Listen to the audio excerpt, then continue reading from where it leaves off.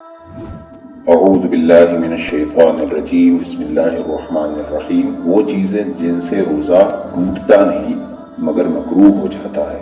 مکروہ یعنی جسے شرعاً حرام تو نہیں لیکن ناپسندیدہ قرار دیا گیا ہو، یعنی اسلام میں اس شے کو حرام تو نہیں کہا گیا لیکن ناپسندیدہ قرار دیا گیا ہے، یعنی اسے پسند نہیں کیا گیا ہے۔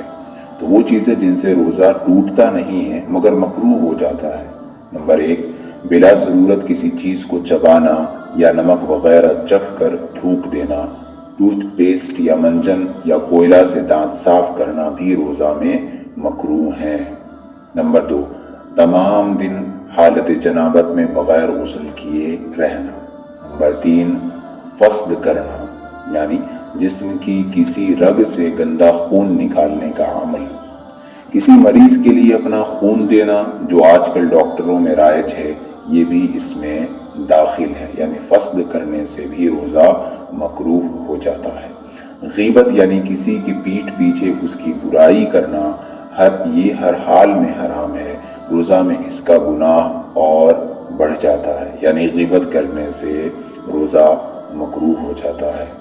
نمبر 5، روزہ میں لڑنا جھگڑنا، گالی دینا، خواہ انسان کو ہو یا کسی بے جان چیز کو یا جاندار کو، ان سے بھی روزہ مکروہ ہو جاتا ہے۔